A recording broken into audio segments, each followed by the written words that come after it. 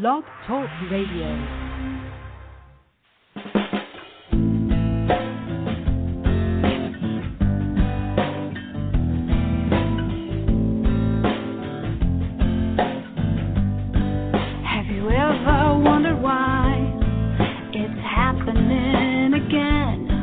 Welcome to MindShifters Radio with your co-host, the Forgiveness Doctor, Dr. Michael Ryce, and his wife, Jeanie. Michael and Jeanie share with you the wisdom of the ancient Aramaic internal process of forgiveness. They offer tools and support 5 days a week. They will support you in building a solid foundation within yourself to live in pure love. In Aramaic, Rachma. Michael is the author of So Why Is This Happening to Me Again? For more information on Michael and Jeanie, please visit www.whyagain.com. And now your co-host, the Forgiveness Doctor, Dr. Michael and Jeanie Ryce.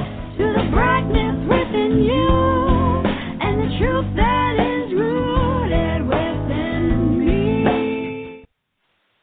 Hi, and welcome to MindShifters Radio with Dr. Michael Ryce. And today is Memorial Day Celebration 242. And our call-in number is 646-200-4169. Press 1. That puts you in queue to talk to Michael. And we must need to do a refresh on the chat room because there's nobody out there today, and that's very unusual. And David's on the phone with us already, and welcome, Michael.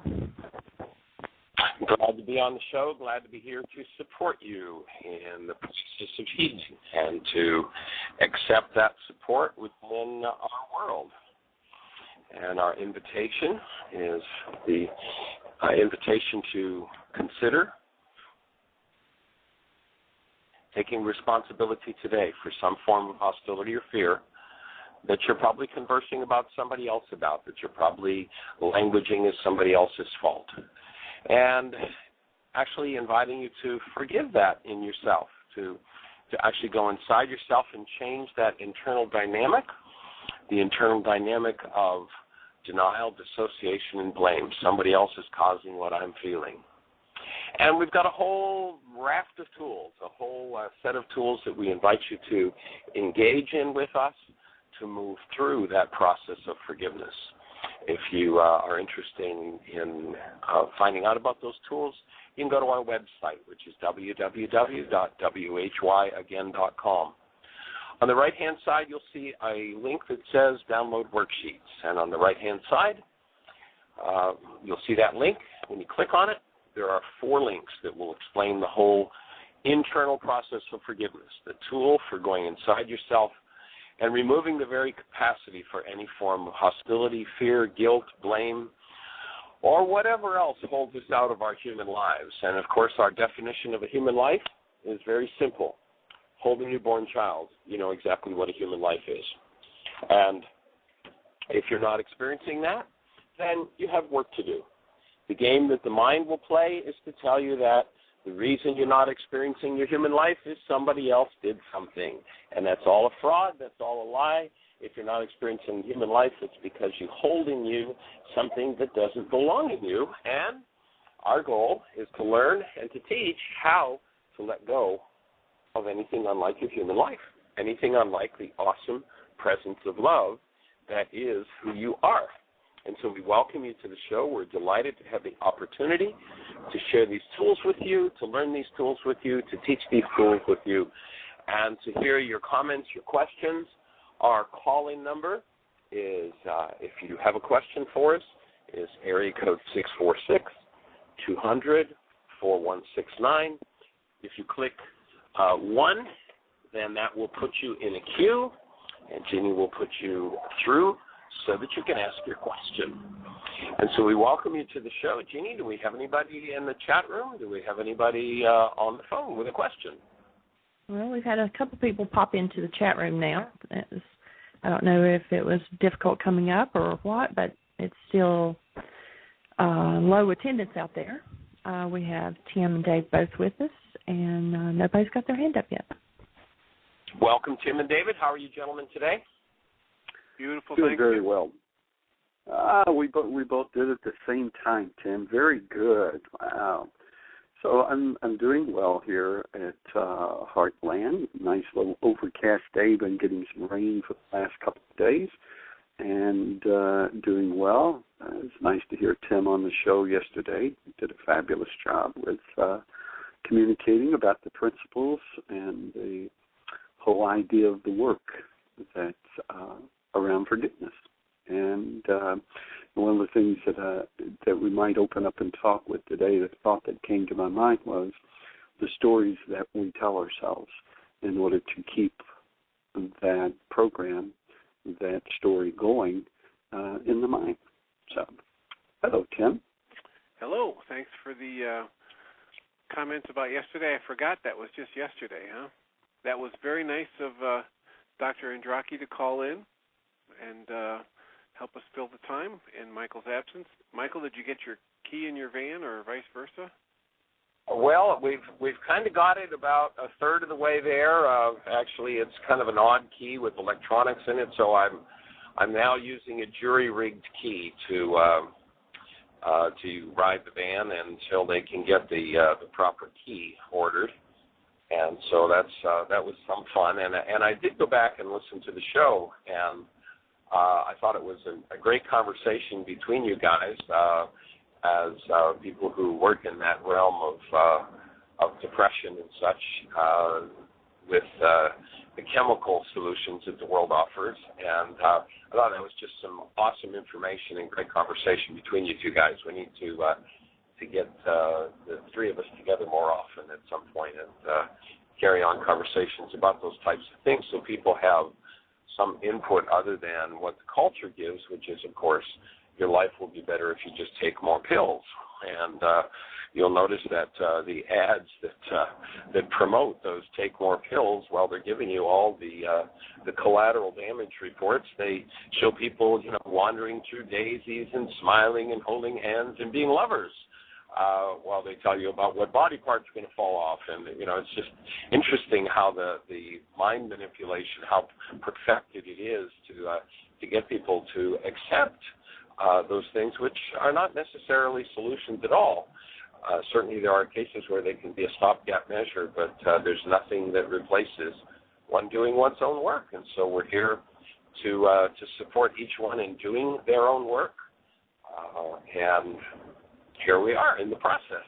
Well, I loved Jeannie's comment yesterday that helped kind of summarize it and take us to a different level of clarity, because Dr. Andraki was talking about some of the things from a technical perspective and what the research points out. And Jeannie said, okay, but at the bottom line, even if you're doing nutritional or herbal or exercise to help you with your depression, can't that also just be a way to deny and avoid the real issue that's causing it? And it was just a beautiful comment and cuts to the quick, and it is the heart of why it's so important to have tools like the Reality Management Worksheet and the EFT tapping and other things to actually get at what's inside of me that I'm using to create my experience in this moment, and how can I choose to change it? Right on, and I agree with your comments yesterday, Jeannie, and David, it ties right in with your story. And, of course, what's the story that we tell ourselves that, of course, the cause of what's going on inside of us, even though we say the words, well, I know I'm responsible, but in the last analysis, if you would just change, then everything would be okay, as opposed to, here I am facing something in me that I need to work through. And certainly in our lives and in our relationships, it is absolutely perfectly appropriate, as Jeannie made that comment or question, put that question forward yesterday to you, about, aren't there times when it's appropriate to ask somebody to make a change? Absolutely. And if we stick to our story that our happiness, our wholeness, our living as human beings depends on somebody else changing, then that's just in the same category as the avoidance through the drugs, through the alcohol, through even nutrition, exercise, herbs, or whatever, if you're not willing to do the gut-level work. And certainly cooperation in relationships is an awesome thing for us to have. And here we are as humans facing and dealing with and doing our work. And that is really the key. And that's what we're here to support everybody in doing. And of course, at the same time, to learn for ourselves, because we're all in this together. None of us is any different than anybody else. So we have a call. Oh, cool. Let's listen to our caller. Area code 828, you're on the air. Hey, Michael, it's Terry. Well, welcome to the show, Terry. Gee, we haven't heard your sweet voice on the show in a while. Yeah, I was checking in to say hello. Hello, Terry. Well, delighted. How goes your game? For those who don't know Terry, this is Terry Bowling, who is has been the artiste in residence at Heartland and has been hanging around and playing the game of forgiveness with us for 7 or 8 years with his family. And you might remember when Terry, and I tell the story often, Terry, about the day that you called into the show and shared with people that you had just, because of the results you were getting from 5 worksheets a day over a period of 2.5 years, that you were upping your commitment to that process from 5 worksheets a day to 10 worksheets a day, and that's pretty cool that you've done that. And so how goes your process? What's happening in your world? Oh, the process is going great. And, as you know, I stay real connected to David and working on those agreements on a daily basis, but continuing to follow through with that. That makes all the difference. Definitely. Mm-hmm. We're getting a little bit of noise in the background. Well, I'm sitting still, so I'm not sure what it is. Okay. So do you have any thoughts, questions for us, anything in particular to share today, Terry? No, nothing particular. I am approaching a little understanding, a shift around the worksheet. Not quite got it clear as to what I'm processing, but it's definitely around a deeper level of responsibility, taking total responsibility for everything, and what it's kind of focused on is the carbon-based memory. As I noticed that I've been using that as kind of a dissociation and a disownership by labeling it as a carbon-based memory. I've been experimenting with incorporating, like the little self and big self and other different little terms for my mind to work with, along with the carbon-based memory, to stay associated with it, and as opposed to creating a type of a separation or disownership. You know what I'm saying? Yes, sir. I hear you loud and clear. And that old game of denial, it's interesting. You go all the way back 2,000 years ago, and you hear in the book of James, James says, "Stop your denial," and points out, and this is part of where the idea of requesting people to do their work in order to put an end to war. When he talks about denial, he then follows up and says what the cause of war is, and that's the war that goes on within us. And so, even 2,000 years ago, they knew what was going on, and our request for people to put an end to war is that when you're willing to take responsibility and do the work that it takes to remove your very capacity for any form of hostility or fear, then you get to change the energy on the planet. That's what we're here to do. All right. I'm with you on that one. Thank you. All right. Well, Terry, we're delighted that you're here and listening to the show. It's a delight to connect with you. And let's see if we have any other callers or anything happening in the chat room. Jeanie? No, nothing else going on. Everything's quiet. Okay. Cool.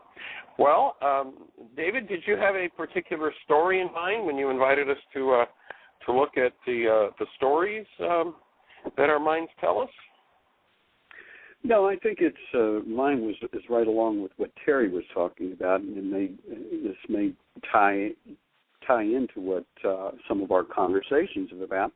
And as you stated, so often my carbon-based memory and my mind has been so, the stories are so interweaved with each other that just even challenging my mind itself is part of that game. And I can get caught up into figuring things out, working to change things. Sometimes that word change can be a real trap, like it's something that I have to do. And as long as I'm busy doing things, quote, to change things, then I'm stuck in yet still that same type of program. And that's part of the story. When I look at and become conscious, and a different level of consciousness rather than just observing it, this is what's going on, to then to say and to do some things differently.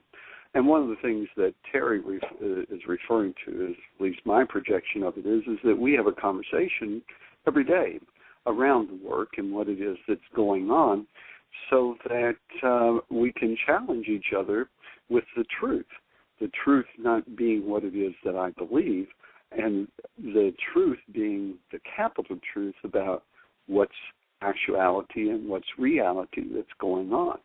And it becomes so much fun. We usually talk late in the evening, 10, 11, 12 o'clock at night, and we kind of challenge each other with a new, quote, story to go to sleep on.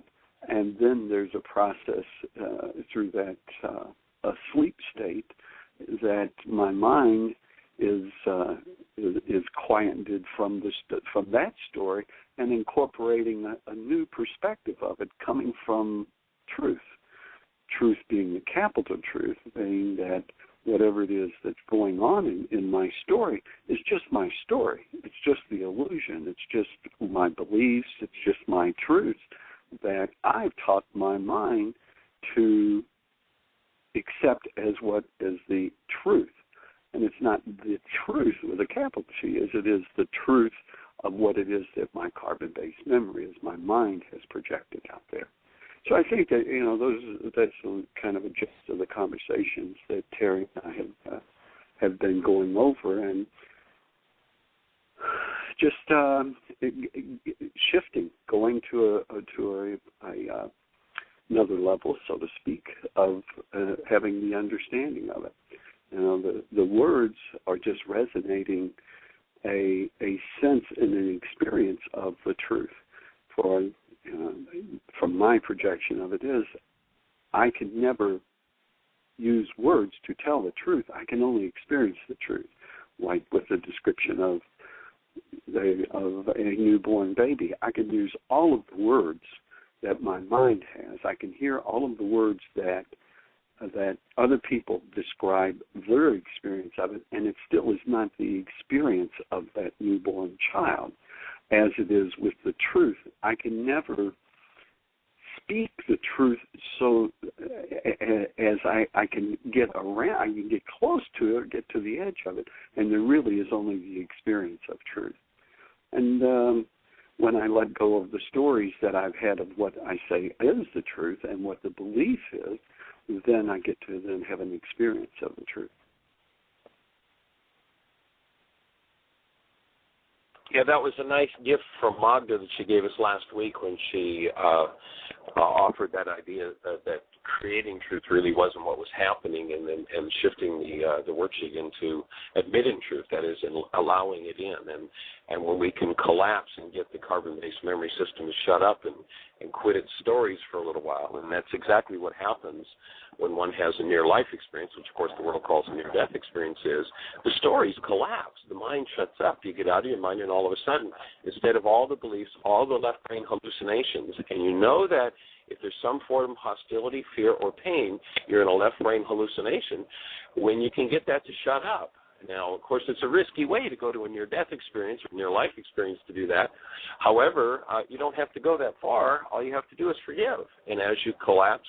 And, of course, we have a whole range of tools. Breathing is such a key for collapsing the output of this carbon-based memory system and getting loose of its stories. It's just such an awesome tool. Dr. Tim, have you been doing any still point breathing workshops up in Chicago?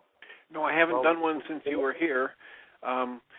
We will probably schedule one in the next couple months because we now have that new space at Unity, so there won't be any restriction. In the past, we've had to go look for a space separate from where we have our MindShifter group, but so probably within the next month or two at the most, we'll do another MindShifter, and still point breathing, the combination.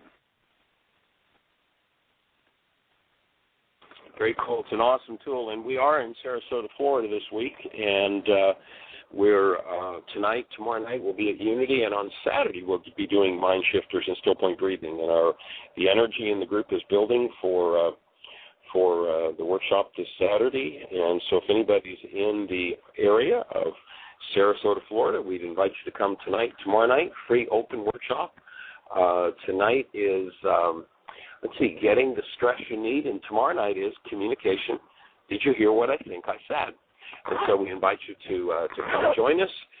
In 2 weeks, we'll be at Harmony Spiritual Center in Tampa, Florida. The next week we'll be in Ocala doing a series of workshops there. So we just invite you to come and join us and be part of that process. And you can, of course, jump on the website, www.whyagain.com, and you'll see a link right up toward the top that says Travel Workshops. And if you click on that link, it'll take you right to the schedule so you know exactly where we are. We'll be doing a 9-day Why Is This Happening to Me Again intensive in April, starting on Good Friday, Easter Friday, and through Easter weekend, which will be an awesome time to be tapping into and moving any stuck energy in your world. So that will start on the 6th of April. If you want to join us, we'll be in Palm Harbor, Florida. And then, of course, this summer we'll do our regular 65-day intensive season, 6 different modules, anything from a 9-day to a 17-day intensive, along with the whole 65 days for anybody that really wants to immerse themselves and make for major shifts. And, of course, in the intensives, we have this awesome vegetarian food. Excuse my voice if it's a little hoarse this morning. I've been doing a lot of breathing this morning, and so internal processing, and that's what the work is about, that we all get to do that. And so delighted to be sharing the tools with everybody. And if you have a question for us, if we were sitting one-on-one or just happened to finish a workshop, would you walk over to me and ask a question, or ask Dr. Tim a question, or ask David a question, or ask Jeanie a question? And if you would, then we invite you to call into the show and ask that question. Let go of shyness if there is any, and recognize that your question is everybody's question, and it helps us all when we get to hear from each other and the support that comes through from it. So delighted to have you here. Jeanie, is there anything happening in the chat room? Do we have any callers? No, there's no other caller. There's several people on the phone, but nobody's got their hand up. And somebody in the chat room had suggested that we go to Pompano Unity, and I just told them that we were just there in December. So. Yes, we were, and we'll be in Boca in March the 11th. A Sunday, we'll be at Science and Mind Center in Boca Raton, Florida, on the 11th of March, on Sunday the 11th, and then Monday night, Wednesday night, and Friday night. So we'll be doing 4 workshops there. And then that Saturday, we actually haven't set up a location yet, but we have had several people in the Fort Lauderdale area asking us to do another MindShifters and Still Point Breathing. So we'll probably do that MindShifters and Still Point Breathing on the Saturday following the 11th of March in somewhere between Boca and Fort Lauderdale. So we'd be delighted if you want to come and play with us at any of those workshops. And, of course, the majority of those workshops are free, open workshops. Of course, the Saturday MindShifters and Still Point Breathing, it's an all-day workshop, deep, intensive, process-oriented work, and there is a fee attached to that, as well as to the 9-day intensive. But otherwise, all those other workshops are all free, open workshops, and we would be delighted to have you come and join us for any and all of them. And then anybody that's up in the Melbourne area, we're going to be there on April the 22nd for do 7 straight days there as well. Lots happening and lots developing.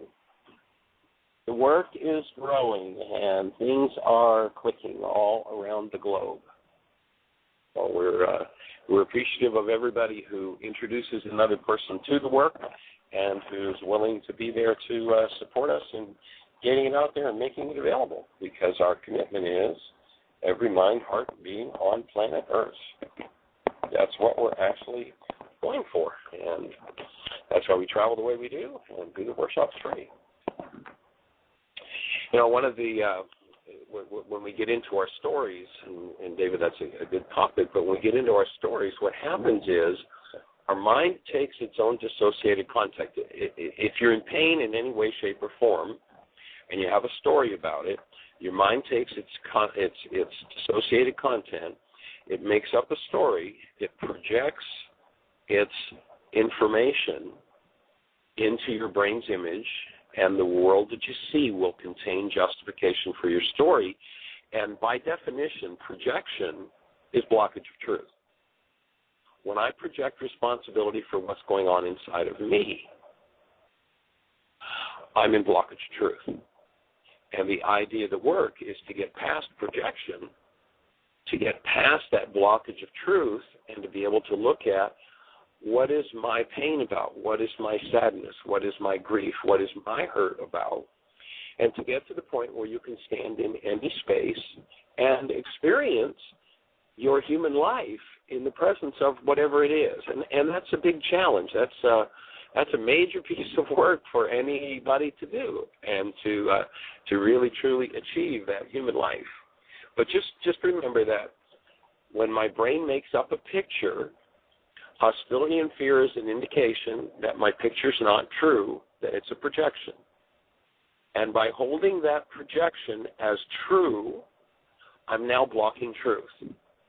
The number one priority, the number one prerequisite in order to change that dynamic is to love truth.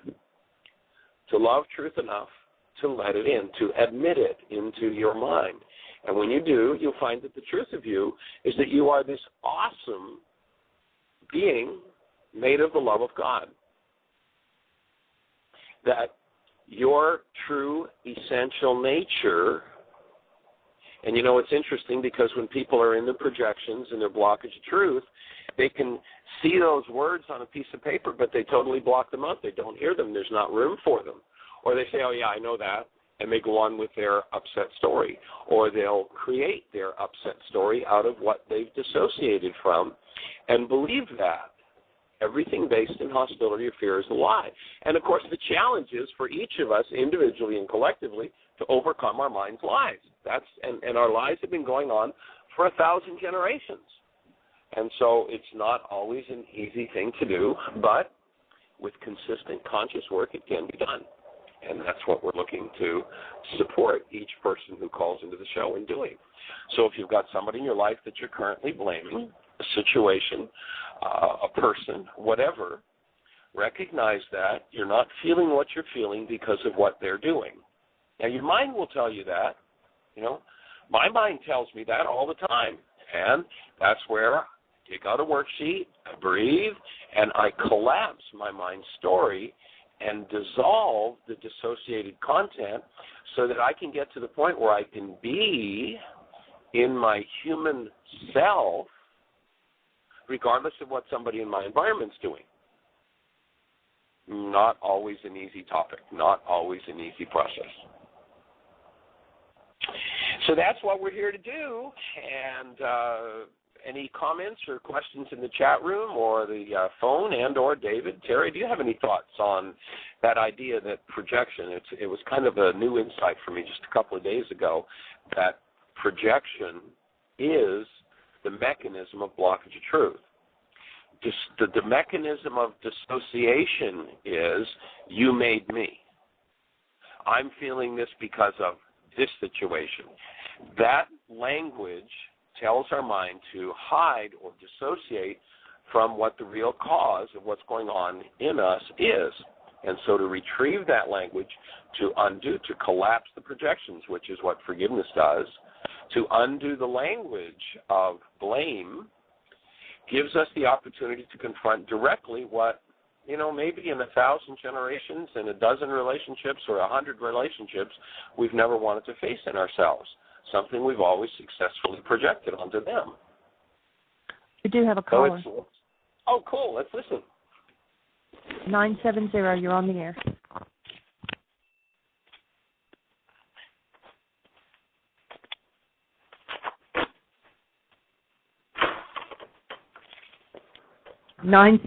You're on. Oh.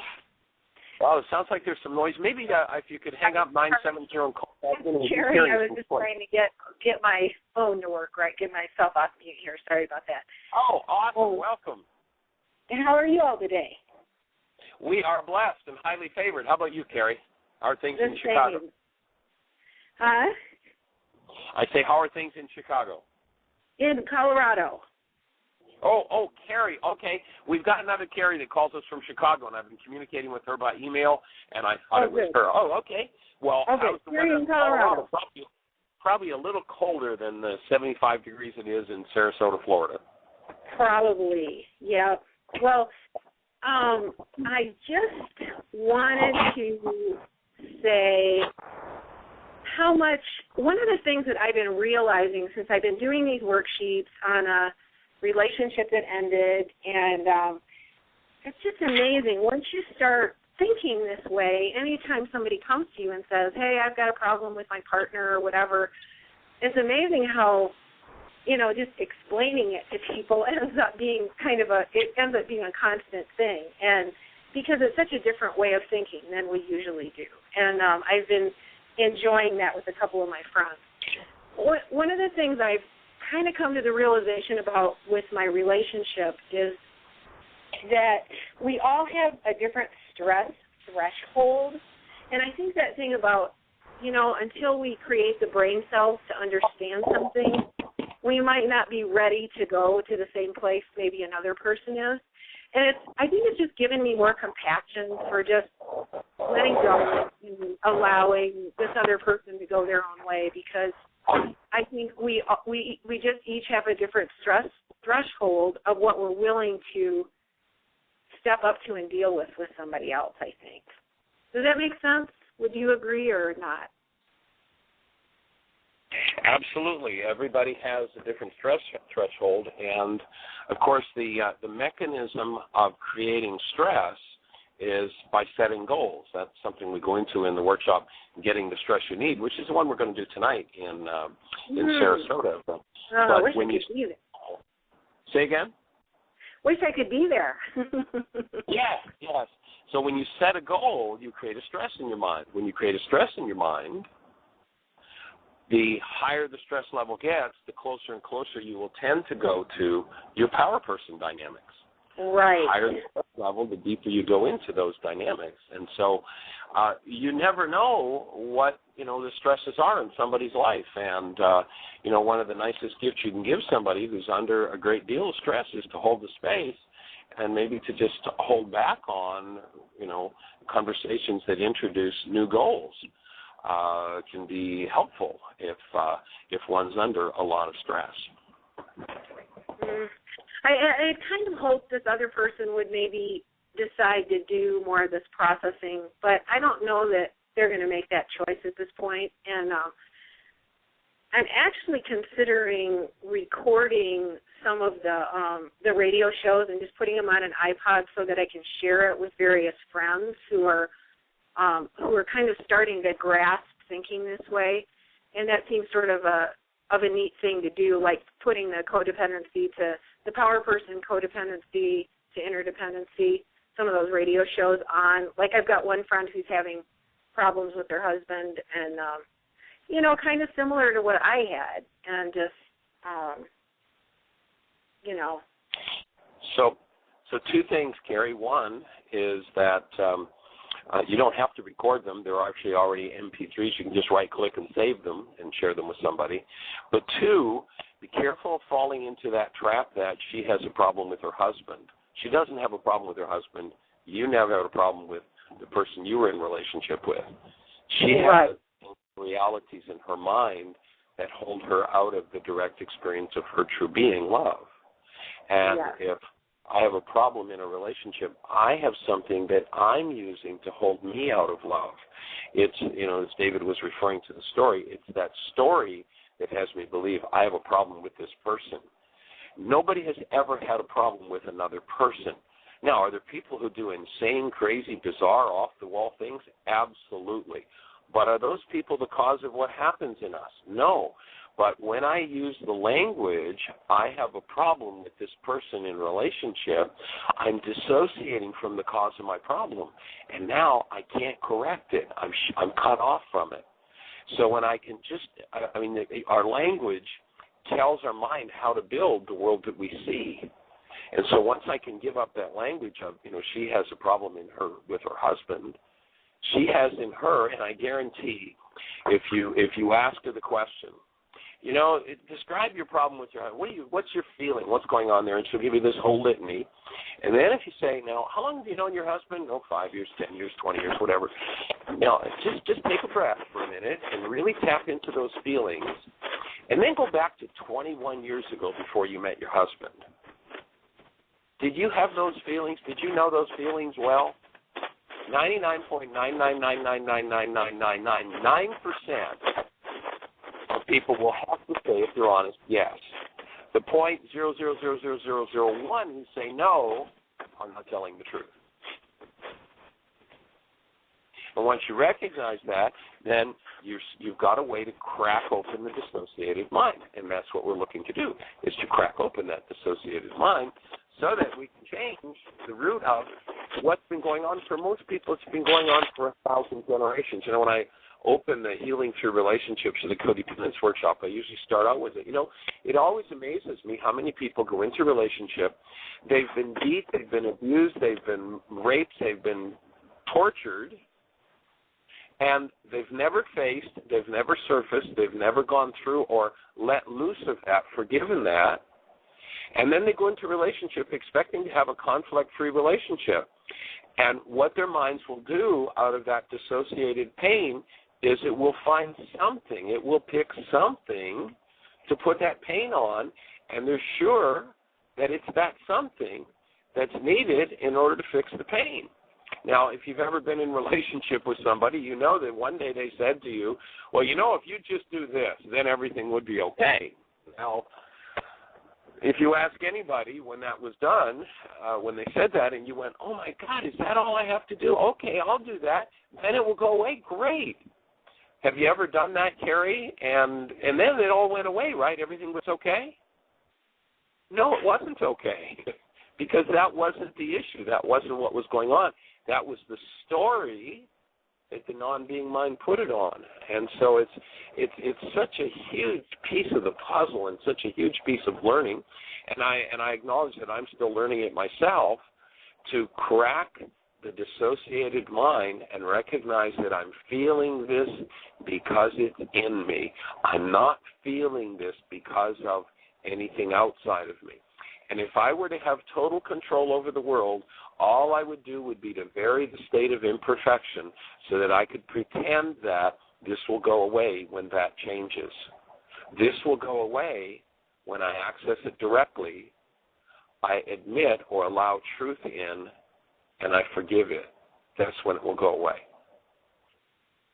I think that is a key right there. I would really like to become more, facile at helping transmit these ideas to other people, and this whole, because it's such a different way of thinking than what we're trained in. But I think the bottom line is that it's not going to go away. If you think going away from this person is going to solve this, it's not. because it's going to follow you wherever you go.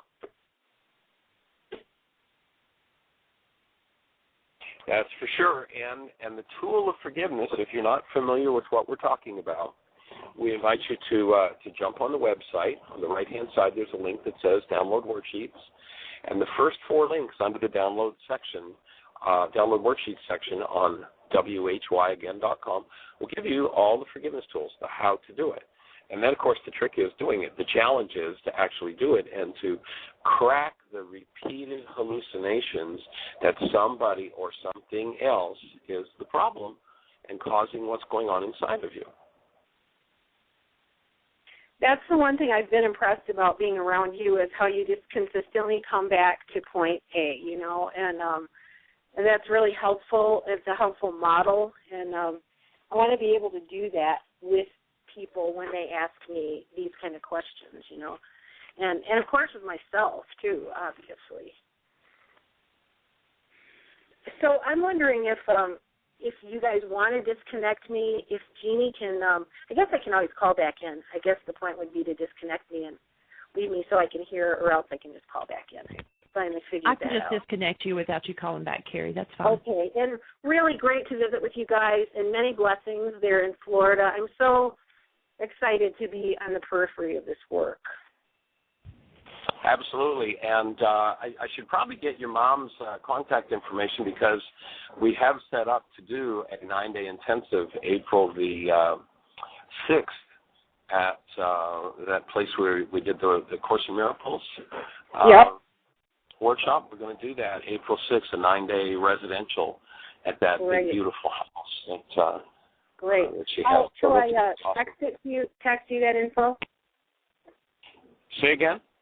Shall I text it to you or email it to my mom's contact info? Yeah, you could just text it. That would be fabulous. Great, I'll do that. Awesome, Carrie. Delight to speak with you, Carrie. Blessings. You too. And we do have another caller. Go for it. Area code 517, you're on. If I can get my phone unmuted. It's Rex. How's everybody doing today? Doing well. Excellent. Healing. Michael, yes, healing. I noticed that in your voice. Little healing in process happening. We had our support group last night. It was very successful. We had a great time. We watched an hour of your video, the codependency to interdependency, and great format. And thank you, Tim, for, kind of mentioning that. So we were shifting our format. We had 9 people and kind of filled up my whole basement in my TV room. So we're, looking to open up, and as we get more, we may end up moving to a center or something to be able to do, work with more people. This whole idea, I wanted to share, Michael, the idea of the regulatory speech. I had thought I was paying really close attention to it, and then I started paying really close attention to it. Then I had another thought that said I was paying really close attention to it. And the reason I'm saying that is for everyone who is really becoming involved in this work, and the previous caller, we speak in regulatory ways, and the reason it's regulatory is because it's coming from an unconscious place. And I'll sit and listen to myself, and I just laugh out loud at what I say sometimes because I have a tendency in the past to speak that way. So in a group or in a personal session, just listening to people, I'm working with a gentleman from a Christian men's group that has just been really exciting. I had mentioned to you before that I had gone to do a talk there on healing through relationships, and it was very successful. And he came again to our support group, and he said he's just so flustered because ever since the Healing Through Relationships workshop that he participated in, he's been hearing all of this regulatory speech all around him. And, it's such a blessing to have a repetition over and over and over again like you do, Michael, because you said something to the previous caller. You said, well, I support you in seeing this piece that you may still be doing, and you were so very gentle. And the tendency I found for our brain, and in myself and others, is to say, well, that's not what I really meant. And I know you know exactly what I'm referring to. And I just smile because I remember doing that so many times. And when I can admit that, gosh, I still use regulatory speech, it comes up in my awareness, and I catch it a lot of times, more now than ever before, I think, but it's still there, and it's something that's going on, and you acknowledging that, you know, doing some breathing today and doing some inner work, and, you know, everybody, it's so beneficial to recognize that we are, it is truly a process of awareness, and the depth of these communications that are going on in our mind is just amazing. You know, I mean, you shared in a certain way. I don't remember the exact number that you shared. It was times an infinite number. But the number of neurons, according to Dr. Lipton, is 100 million by a billion neuron connections. So, well, and another interesting defense mechanism that will be used that's good to note is that what will happen is, as opposed to just saying that's not what I meant, what will happen is the story will change. In other words, once one story is proven totally, completely false and untrue, the mind will just go on to its next story. And in many cases, it will actually totally, completely forget that it told a story that's now been proven true. And it will come up with its next hallucination, its next story, and attempt to prove that that story's true. And if you knock the legs out from under that and prove absolutely that story isn't true, then it will come up with its next story, and it will go from one to another to another. In the extreme case, that's called multiple personality disorder. And what we've shared by some therapists over the years is that the forgiveness worksheet process, the reality management from the Aramaic Yeshua, is the only thing they've ever seen that integrates multiple personalities. That actually changes that dynamic. But people will tell another story, and they won't remember that they just told a story they believed 30 seconds ago, and now that the story's been proven true, they've forgotten they told it. It's gone. That's so very true. It's an interesting game. I had a meeting with a couple that was interested in doing some work with me, and she's been having a lot of challenges. And it's so, as we were talking, sometimes I'll do a real short version with people that haven't got the base of, you know, knowledge or the experience of working with the worksheets, and I'll just ask, well, what do you want? You know, and then they'll say, well, I want this. And I said, well, do you trust me just to do a little exercise? And sure. Okay, well, why don't you just cancel your goal for what you want? And they kind of look at me puzzled, and then most of the time they will. And then I said, well, now just invite the Holy Spirit to incline you toward healing. And they do it, and I can see and feel a shift, at least I perceive one, and then they acknowledge, wow. I said, well, how do you feel now about that same issue? And they goes, well, I don't feel the same. and quite often, in the interim of just those two phrases, they completely forget. I'll say the words, and I've learned to say it. Well, I invite the Holy Spirit to incline me toward healing, restore me to my true nature, my newborn state, love. And I used to just say it because it's so automatic in my mind, you know. But what I've learned is that if I don't say 2 or 3 words at a time, they completely get lost. And I think what's happening is what you're describing. The mind is trying to come up with another story. And it's so distracted, and this clearing that's taking place when we do the exercise is just so deep that all of a sudden we go into a state of confusion, which is the mental healing and process, obviously. So just some thoughts I wanted to share, Michael. I enjoy so much, you know, being a part of this family and you know, working with all of you. It's such a reward, even though there are no rewards. It's such a nice reflection of just, you know, beingness and, you know, a repetition on helping each of us recognize the truth in ourselves. So thank you all. Well, we're delighted to have you as part of the family and the support that you're doing. And if you're in Lansing, Michigan, Rex has got 3 or 4 workshops coming up, and his website, the workshops are on our calendar, on our website. But you can also go to stillpointbreathoflife.com, and you'll see what Rex is doing in Lansing, Michigan. Support group once a month toward the end of the month, and you've got I believe, a Healing Through Relationships and a Why workshop coming up, Rex? I have a Why workshop coming up. I have a Still Point Breathing workshop. I took your advice, and I really appreciate that.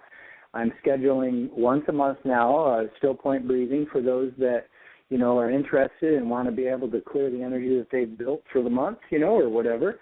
And I'm doing that once a month at the end of the month, and it usually is going to be following our support group on that following Saturday. And that's something I've already scheduled for February and March, and I'm doing the Why workshop on the 5th. On Sunday is the Super Bowl day. I didn't even know it was the Super Bowl day. And we're also I'm doing another workshop, which again is the format is still based on the whole idea of what we teach in True Forgiveness, but it's Awaken to the New Paradigm. It's a workshop that I've developed, and it's a lot of fun. And then I'm doing a Healing Through Relationships workshop, but it may be more geared towards, Scott has asked me to do a private, semi-private group to a couples in his church. So that's kind of what we're putting in motion. But I'm sure in the next month, because the Healing Relationships workshop is really, people really appreciate it a lot, I'll schedule another one for March as well. I'm just booked up for February.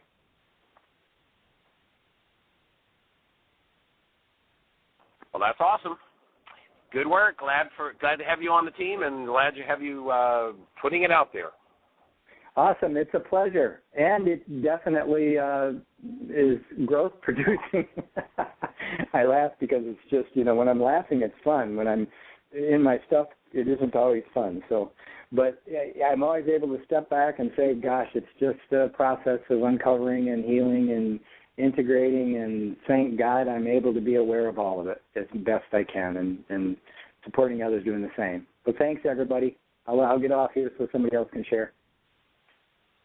All right, thanks, Rex. Blessings. And I identify, I hear you loud and clear, there are times when it is not fun. But that's the process, and the willingness to embrace that and expand to do that is another skill to develop.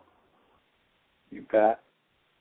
And to stay out, when it moves out of that place where it's fun, to be able to refuse the power person dynamics. And remember, the power person dynamics, there are 3 levels, and as Carrie was saying, there are a number of shows. Actually, I think we did about 16 days on codependence. They're back in the archives from back, I think, 6 months ago. But there are 3 things that people do when their stress levels change. When there's no stress, the mind will automatically, the body's mind, or what's called the mind, it really isn't a mind, but the body's what we call mental function, when there's no stress, will prompt you to do whatever you did to get along with your power person. When stress starts to build, you'll do whatever you did to resist and survive with your power person. And if that was, struggle, fight, change stories, whatever it is, then, or ignore issues, change issues, that's what the mind will do. And then when ultra-stressed, what one will automatically do is tend to go to their, the thing that their power person did that they hated the most. So if one does that, and one says, okay, I recognize my power person dynamic. I got it. Gee, when I was a kid, I lived in a home where I was emotionally and sexually abused, so I felt threatened, power person. Oh, yeah, well, when I went into this relationship, I was always being threatened. Then I went into this relationship, I was always being threatened. This is the power person dynamic. Now, when the stress is up and the chips are down, what do? I threaten. I hated it when people did it to me, but that's what I'll do. So, what's the solution? I choose to let loose of and let go of threat. I'm going to refuse to go there. And when I refuse to go there, I function as a human being. I function out of my beingness instead of out of that dynamic. And when I'm in that dynamic, any object of attention will do. You know, man could be in relationship with Mother Mary. And if his painful realities and his power person dynamic comes up, he'll have the inclination to do exactly that behavior. And the refusal to engage in that inclination, to begin to dissolve through forgiveness that inclination, is what frees us from those power person dynamics. Otherwise, just watch what happens. If you watch your children and their children, you will see them doing exactly the same thing. You know, the child who was brought up with a parent who was a threatener, you watch them, you know, there's something as simple as they're driving down the road and somebody frustrates a goal they have, and what will they do? They'll start yelling and threatening, exactly what their power person did. Do you want your children to be freed from that? Do you want your grandchildren and their children? Do you want to be freed from that? Do you want the parent or the grandparents, the great-grandparents who were locked into that dynamic, do you want them to be freed? Then what you do, and I've found this to be a great motivator, is you go, look what I'm doing. I think I need to dissolve this. I think I need to do some forgiveness work. I need to stop the conversation and about somebody else. I need to stop the game of doing what my power person did and replace the behavior. If I'm in the mode of threat and I stop and I go, I'll connect to and choose to be and commit to being loving, gentle, and respectful, then things change. But if we don't change, if we keep coming up with another reason why we're going to continue on the same path, then things don't change. And I love Albert Einstein's definition of insanity: doing the same thing over and over again, expecting or hoping for a different result. That's what the replicate mind does. Until being is introduced, all the replicate mind, and it doesn't matter how much of a genius it is, all the replicate mind can do is replicate what happened in past generations. And it's forgiveness that changes that dynamic. That's why we're here to support everybody in that process. Mike, we do have a question happening in the chat room, or any other callers? We do have a question in the chat room. Awesome. And this is from Jana in Greensboro. And she says, when someone has been triggered and they know it, and they approach you and they say something, they say they'd like to work through it, would you support them in working through it? Exactly what do you do to support them in working through it besides just standing there? In other words, can you elaborate more on how to support a person as they work through something they've been triggered with? Well, what I would suggest that you do if you want to learn that skill is that you go back to January 30th of 2011, and you start from show number 1, MP3 number 1, and what you'll hear for the next 250 hours is me doing, Jeanie doing, Dr. Tim doing, David doing exactly that, demonstrating how to support people and to educate people in that process. You know, it's going to depend on someone's understanding level. Someone who's totally familiar with the forgiveness process, you'd invite them perhaps into doing a worksheet. Someone who has no idea and is sitting there holding their breath, you might invite them to breathe and or even take them into a still point session. Someone else, you might send them a DVD or a book or a CD. Someone else, you might sit down and walk them personally through the worksheet process. Depends on the level of willingness, depends on the level of awareness that the individual has. So if you want to listen to about 250 hours and really get a sense of how that works, start downloading the archives, listen to the show. That's all we do on this show, is we're here to support you and to uplift you and to remind you that your true being is the awesome, active presence of love.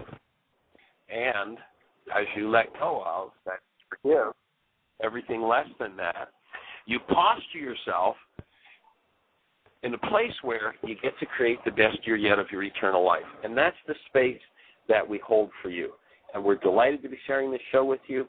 Have the best year yet of your eternal life. Blessings. Evolving, continue. Thank you for listening to MindShifters Radio with the Forgiveness Doctor, Dr. Michael Ryce, and his wife Jeanie, who present the internal Aramaic process of forgiveness. Michael and Jeanie are here every Monday through Friday on Earth Angels Radio. For more on Michael and Jeanie, please visit www.whyagain.com. That's www.whyagain.com.